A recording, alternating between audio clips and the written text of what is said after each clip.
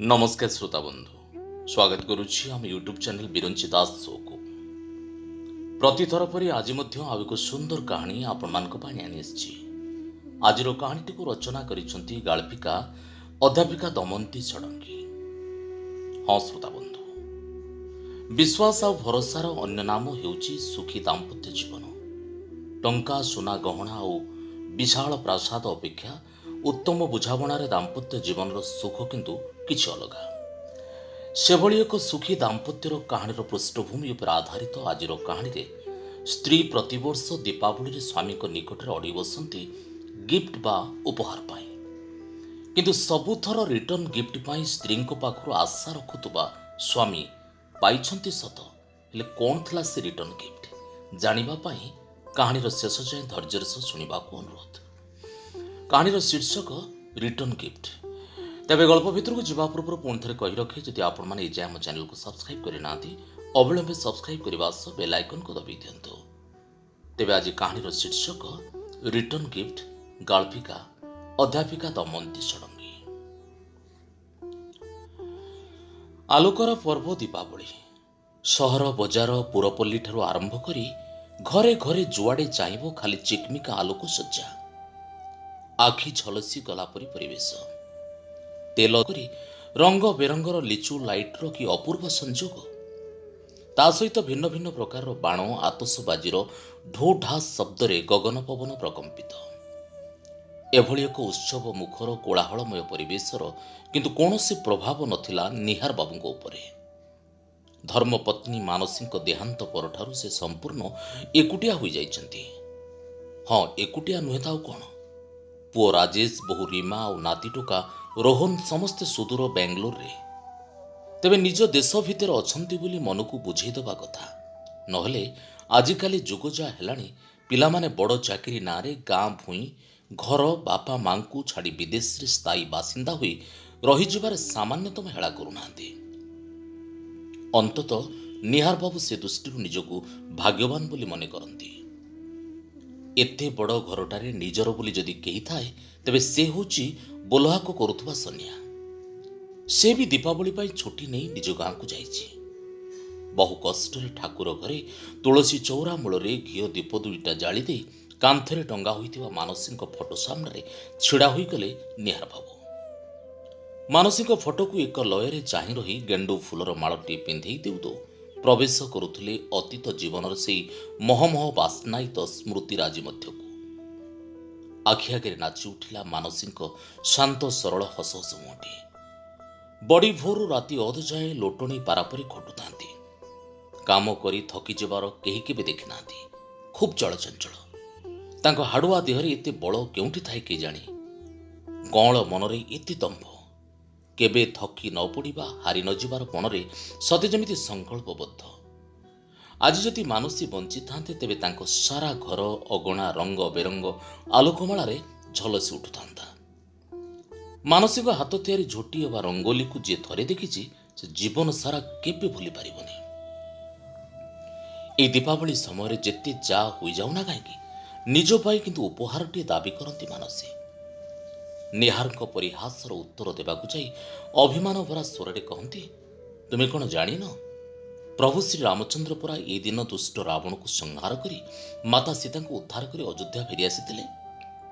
तेणु आज परी पवित्र दिवस प्रत्येक स्वामी निज निज धर्मपत्नी मानू किछि ना किछि उपहार देवा उचित। मानसी ए जुक्ति रे जोर जोर हसी उठंती निहार। अधिक चिड़ी कहती, मु तो रामायण अनेक थर पढ़ी, हेले उपहार देवा नेबा कथा कहीं केबे तो पढ़िनी। ओहो, बुझिली, ए नुआ रामायणर लेखिका बोधे तुमे। तेबे थटा मजा भितरे किंतु मन जानी सुंदर शाढ़ी खंडे मानसिक हाथ को बढ़ाई देता निहार बाबू। आउ से समय मानसी खुशी आखिर चमक ओठर लाजमिशा हस को मन भरी उपभोग मध्य करती। परिवेश को आउ टिके मजादार करने को जाई बेले बेले मानसी रिटर्न गिफ्ट अबा बदल उपहारटी दाबी करिथांती निहार बाबू। सेतबेले मानसी प्रतिक्रिया देखिबा परी आखि को नचई हाथ को हलई धीरे हूँ बोली कही दी घर भीतर को बसी जाती। आउ ये सब को खूब मन भरी किंतु उपभोग करती निहार बाबू। ଆଜି ପତ୍ନୀଙ୍କ ଫଟୋରେ ଫୁଲମାଳଟି ପିନ୍ଧେଇ ଦେଉ ଦେଉ ସ୍ୱର୍ଗତୋକ୍ତି କରି ଉଠିଲେ ନିହାର ବାବୁ। ଆଜି କ'ଣ ଉପହାର ନେବା ପାଇଁ ଜିଦ୍ କରିବନି ମାନସୀ? ଆଖିରୁ ବୋହି ଚାଲିଥିଲା ଧାର ଧାର ଅଶ୍ରୁ। ଆଜି ମାନସୀଙ୍କ ଅନୁପସ୍ଥିତି ତାଙ୍କୁ ଖୁବ୍ କଷ୍ଟ ଦେଉଥିଲା। ଲୋକେ କୁହନ୍ତି କେହି ଜଣେ ଚାଲିଗଲେ ଜୀବନକୁ କିଛି ଫରକ ପଡ଼େନି, କିନ୍ତୁ କେବଳ ନିହାର ବାବୁ ଜାଣିଛନ୍ତି ହଜାରେ ମିଳିଲେ ବି ମାନସୀଙ୍କ ସ୍ଥାନ କିନ୍ତୁ କେହି ପୂରଣ କରିପାରିବେନି। ହାତରେ ଚା କପ୍ଟିଏ ଧରି ବାଲକୋନିରେ ଥିବା ଚେୟାର ଉପରେ ବସୁ ବସୁ ବାହାର ଦୁନିଆ ଉପରେ ଆଖି ବୁଲେଇ ଆଣିଲେ ନିହାର ବାବୁ। ଘର ଭିତରର ପରିବେଶ ଓ ବାହାର ଦୁନିଆର ପରିବେଶ ମଧ୍ୟରେ ଆକାଶ ପାତାଳ ଫରକ ଜଣାପଡ଼ୁଥିଲା। ଘର ଭିତରଟା ପୁରା ଖାଁ ଖାଁ ଲାଗୁଥିଲା। ଜୀବନ ନାଟକଟା ବଡ଼ ଜଟିଳ। କେତେବେଳେ ଖୁସିଗୁଡ଼ା ବିୟୋଗ ହୋଇ ଦୁଃଖଗୁଡ଼ା ଯୋଗ ହୋଇଯାଏ, ଜଣାପଡ଼େନି। ଏହି ପର୍ବପର୍ବାଣୀ ଆସିଲେ ଭାରି ଏକୁଟିଆ ଅନୁଭବ ହୁଏ ତାଙ୍କୁ। ଖୁବ୍ ମନେ ପଡ଼ନ୍ତି ମାନସୀ ଆଉ ପିଲାମାନେ। ସେମାନଙ୍କ ସହିତ ବିତେଇଥିବା ମଧୁର ମୁହୂର୍ତ୍ତ ଗୁଡ଼ାକ ମନ ଆଇନାରେ ଭାସି ଉଠନ୍ତି। ସତରେ ଏହି ପର୍ବପର୍ବାଣୀ ଆସିଲେ ମାନସୀଙ୍କ ଶରୀରରେ ଯେମିତି ଟେଣା ଦୁଇଟା ଲାଗିଯାଏ। ସକାଳ ପହରୁ ରାତି ଅଧ ଯାଏ ଖାଲି କାମ ଆଉ କାମ। ଭିନ୍ନ ଭିନ୍ନ ପ୍ରକାରର ପିଠା ଓ ମିଠାର ମଧୁର ମହକରେ ମହକିଯାଏ ସାରା ଘରଟା। ବେଳେବେଳେ ଦାର୍ଶନିକ ସାଜିଯାନ୍ତି ମାନସୀ। ଘିଅ ଦୀପ ତେଲ ଦୀପ ସଜାଡ଼ୁ ସଜାଡ଼ୁ କୁହନ୍ତି, ବୁଝିଲ, ଏ ଦୀପର କାହାଣୀ ଖୁବ୍ ଅଜବ। କାହାକୁ ଆଲୋକ ଦେବା ପାଇଁ ଜଳେ, ଆଉ କାହାକୁ ଶାନ୍ତିର ନିଦ ଦେବା ପାଇଁ ଲିଭେ। ସେତିକିବେଳେ ନିହାର ବାବୁ ମନେ ମନେ ଭାବନ୍ତି, ସେ ଦୀପ ହେଲେ ତୁମେ ହେଉଛ ଧୂପ। ନିଜକୁ ଜଳେଇ ସମାଜକୁ ଆଉ ନିଜ ପରିବାରକୁ ଆଲୋକିତ ଆଉ ସୁଗନ୍ଧିତ କରିଥାଉ। ଦିନ ଥିଲା ସେ ଭଡ଼ା ଘରେ ରହୁଥିଲେ। ବେସରକାରୀ ସଂସ୍ଥାରେ ଚାକିରି। ସେମିତି ଲୋଭନୀୟ ଦରମା ମଧ୍ୟ ନଥିଲା, କିନ୍ତୁ ସେଇ ଦୁଇ ବଖୁରିଆ ଆଜବେଷ୍ଟସ୍ ଘର ଭିତରେ ପ୍ରେମର ବୈତରଣୀ ଯେମିତି ପ୍ରବାହିତ ହେଉଥିଲା। ମାନସିକ ହାତ ସ୍ପର୍ଶରେ ସବୁ ଯେମିତି ଜୀବନ୍ତ ହୋଇ ଉଠୁଥିଲା। ଛୋଟ ରାଜେଶରୁ ଦୁଷ୍ଟାମୀଠାରୁ ଆରମ୍ଭ କରି ମାନସୀଙ୍କ ଲକ୍ଷ୍ମୀ ହାତ ସ୍ପର୍ଶରେ ସେଇ ଛୋଟ ଘରଟି କେଉଁ ସ୍ୱର୍ଗଠାରୁ ବି କମ୍ ନଥିଲା। ମନେ ପଡ଼ୁଥିଲା ରାଜେଶ ସହିତ ବଜାରକୁ ଯାଇ ଭଳିକି ଭଳି ବାଣ କିଣି ଆଣିବା, ସନ୍ଧ୍ୟା ସମୟରେ କାଉଁରିଆ କାଠି ଜାଳି ବଡ଼ ବଡ଼ୁଆଙ୍କୁ ଆଲୋକ ଦେଖେଇବା, ଆଉ ଶେଷରେ ଆରମ୍ଭ ହେଉଥିଲା ବାଣ ଫୁଟାର ପର୍ବ। ଏହି ବାଣର ଢୋ ଢୋ ଶବ୍ଦକୁ ମାନସୀଙ୍କର ଭାରି ଭୟ। ତାଙ୍କ ଏହି ଭୟର ବେଶ୍ ଫାଇଦା ଉଠାନ୍ତି ଉଭୟ ରାଜେଶ ଆଉ ନିହାର ବାବୁ। ଜାଣିଶୁଣି ତାଙ୍କ ପାଖେ ପାଖେ ବାଣ ଫୁଟାନ୍ତି ଏବଂ ମାନସୀଙ୍କ ଭୟ ମିଶ୍ରିତ ଚିତ୍କାର ଶୁଣି ହସି ହସି ଗଡ଼ିଯାଆନ୍ତି। ଏଇ କଥା ଭାବୁ ଭାବୁ ହଠାତ୍ ନିଜ ଅଜାଣତରେ ଜୋର ଜୋର ହସି ଉଠିଲେ ନିହାର ବାବୁ, ଆଉ ପର ମୁହୂର୍ତ୍ତରେ ଭୋ ଭୋ ହୋଇ କାନ୍ଦି ପକାଇଲେ। ନିଜର ଅବସରକାଳୀନ ଟଙ୍କାରେ ନିଜ ପାଇଁ ଘରଟିଏ କରିଥିଲେ। କେତେ ଆଶା କେତେ ସ୍ୱପ୍ନ, କିନ୍ତୁ ସେ ସବୁ ଆଶା ଆଶାରେ ରହିଗଲା। କିଡନୀ ଜନିତ ରୋଗରେ ଆକ୍ରାନ୍ତ ହୋଇ ଖୁବ୍ ଜଲ୍ଦି ଦୁନିଆ ଛାଡ଼ି ଚାଲିଗଲେ ମାନସୀ। ନିଜ ଘରେ ବେଶୀ ଦିନ ରହିବା ସତେ ଯେମିତି ତାଙ୍କ ଭାଗ୍ୟରେ ନଥିଲା। ମାନସିକ ମୃତ୍ୟୁ ପରେ ଖୁବ୍ ଭାଙ୍ଗି ପଡ଼ିଥିଲେ ନିହାର ବାବୁ, କିନ୍ତୁ ରାଜେଶର ଭବିଷ୍ୟତ ପାଇଁ ନିଜକୁ ନିଜେ ଅଣ୍ଟା ସଳକି ଛିଡ଼ା ହେବା ପାଇଁ ବାଧ୍ୟ ହେଲେ। ନିଜର ଏକଲାପଣଟା ଖୁବ୍ ବାଧୁଥିଲା ନିହାର ବାବୁଙ୍କୁ। ଏକୁଟିଆ ବଞ୍ଚି ବଞ୍ଚି ଜୀବନଟା କେମିତି ଏକ ବୋଝ ବନିଯାଇଥିଲା ତାଙ୍କ ପାଇଁ। ଆଉ ସେଇ ଧରାବନ୍ଧା ରୁଟିନ୍ ଭିତରେ ସେ ହୋଇଯାଉଥିଲେ ଏକ ପ୍ରକାର ଅନିଶ୍ୱାସୀ। ସବୁଦିନ ସକାଳୁ ଉଠି ପ୍ରାତଃ ଭ୍ରମଣରେ ଯିବା, ଖବରକାଗଜକୁ ବାରମ୍ବାର ପଢ଼ିବା, ସନିଆ ହାତର ଦରସିଝା ଖାଦ୍ୟ ଖାଇବା, ଔଷଧ ଖାଇବା, ହେଲେ ବି ସମୟ ସରୁନଥିଲା। ସେଦିନ କେତେ କାକୁତି ମିନତି ହୋଇ ଅନୁରୋଧ କରିଥିଲେ ରାଜେଶକୁ ଟିକେ ଘର ଆଡ଼େ ଆସି ବୁଲିଯିବା ପାଇଁ। ହେଲେ ସବୁଥର ପରି ଏଥର ବି ରୋକଠୋକ ଉତ୍ତର, ଅଫିସରେ ଜରୁରୀ କାମ ଅଛି, ଯାଇହେବନି।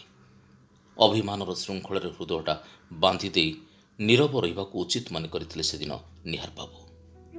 ସମୟ ଅତିକ୍ରାନ୍ତ ସହିତ ବାଣର ଢୋ ଢୋଆ ଶବ୍ଦ ଧୀରେ ଧୀରେ କ୍ଷୀଣ ହେବା ଆରମ୍ଭ କଲା। ଆଖିର ଲୁହ ମନର କୋହକୁ ଜାବୁଡ଼ି ଧରି ଚେୟାରରୁ ଉଠି ଘର ଭିତରକୁ ଆସିବା ପାଇଁ ପ୍ରସ୍ତୁତ ହେଲେ ନିହାର ବାବୁ। କିଛି ଖାଇବାକୁ ଇଚ୍ଛା ହେଉନାହିଁ। ପାଣି ପିଇଦେଇ ଶୋଇପଡ଼ିବେ ବୋଲି ଭାବୁଛନ୍ତି, ହଠାତ୍ ଘର ଗେଟ୍ ସାମ୍ନାରେ ଗାଡ଼ିଟିଏ ରହିବାର ଶବ୍ଦ ହେଲା। ଟିକେ ଅଟକି ଗଲେ ନିହାର ବାବୁ। ଆଉ ଯାହା ଦେଖିଲେ ନିଜ ଆଖିକୁ ବିଶ୍ୱାସ ଆସୁନଥିଲା। ଗାଡ଼ି ଭିତରୁ ପୁଅ ରାଜେଶ, ବୋହୂ ରୀମା ଆଉ ନାତି ରୋହନ ବାହାରକୁ ବାହାରି ଆସୁଥିଲେ। ଜେଜେ ଜେଜେ ଡାକି ରୋହନ ଧାଇଁ ଆସିଲା ତାଙ୍କ ନିକଟକୁ, ଆଉ ଦୁଇ କୁନି କୁନି ହାତରେ ତାଙ୍କୁ ଭିଡ଼ି ଧରିଲା।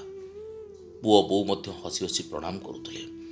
ରାଜେଶ କହୁଥିଲା, ଆପଣଙ୍କ କଥା, ମାମା କଥା ଆଉ ମୋ ପିଲାଦିନ କଥା ଖୁବ୍ ମନେ ପଡ଼ିଲା।